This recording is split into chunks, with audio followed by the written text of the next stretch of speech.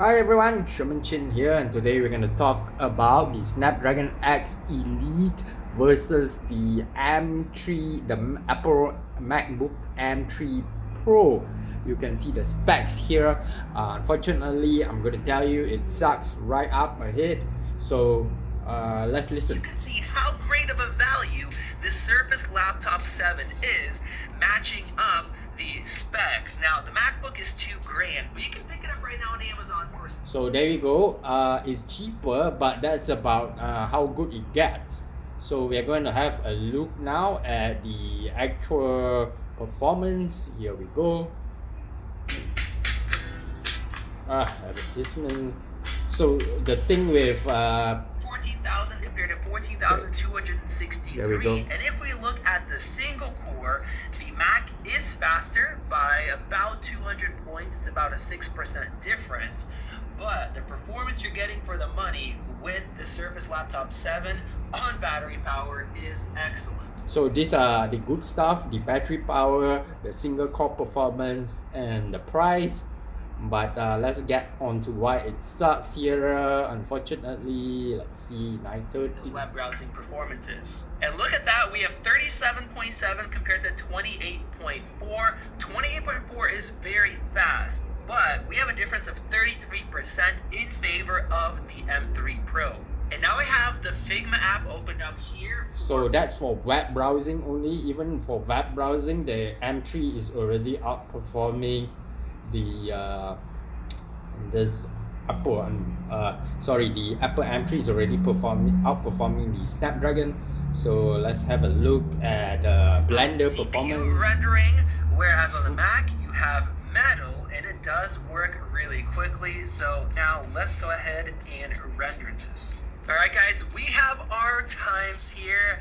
The MacBook took 21 seconds compared to, get this, 4 minutes and 41 seconds for the X Elite. Now, of course, we're not able to use graphics for compute. It's not supported, and that time with CPU is not quick. And on the Mac, on the other hand, it even has ray tracing built into the chip, which the X Elite does not. So it flies through 3D rendering. So this machine is definitely not for that. And just to prove the point, I went ahead and I ran this same render using CPU only on the MacBooks. We're not using graphics or ray tracing, and it took 2 minutes and 42 seconds compared to that 441.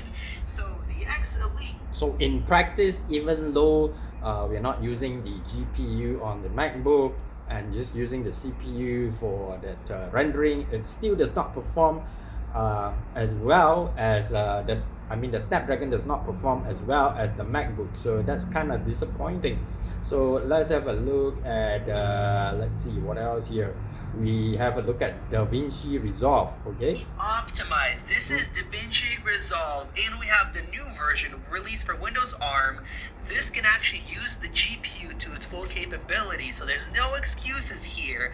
And this is a 4K Blackmagic RAW file with denoising. So we're going to test out the compute performance of the graphics, and let's just go ahead and run this. It is really tough. It's going to give us a frame rate, and we'll see what this thing can handle. Now on the MacBook, it's already playing. We're getting 9 to 10 frames per second. So that is pretty good for this binned chip. And on the X Elite, it was glitching up and now started running. We're getting 0, 1, 2 frames per second, back to 1 frame per second, back to 2.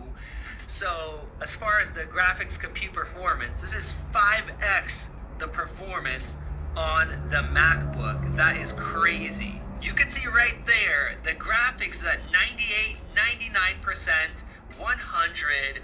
It is fully optimized, but that's the performance we're getting. All right, let's try some playback. Here's some Blackmagic RAW footage. Okay, we already knew that because in the past videos we know DaVinci Resolve. This is the beta version. There might be a much improved version coming out later. It has a lot of overhead for extra effects or layers. Here we had stuttering. We still see stuttering right here. It's not able to play this back, even though it's fully optimized. I'm not seeing really the frame rate. I can go into the color tab here and it'll give me an actual. Okay, so even though it's a ARM optimized software. It does not perform as well. So there's a lot to be said. Perhaps it's just a better version and a new one is coming out. But you know, given how it is right now, any thoughts of me actually buying a Snapdragon X Elite has gone down the drain. I'm not even going to consider it anymore. That is just the performance that you get. So what is our main conclusion? What did we find in these tests? You guys wanted the X Elite against the M3 Pro. We did it, and we saw that in pretty much everything, the 14-inch with the binned weaker M3 Pro ended up beating it out. The only thing it didn't is multi-core in Geekbench 6, but that was literally a 1% difference. But in all the real-world tasks, unoptimized or optimized, the 14-inch is a better machine. Now, if you're Okay, so there you go. That's the conclusion. The M3 Pro from Apple is a better machine than the Snapdragon X Elite.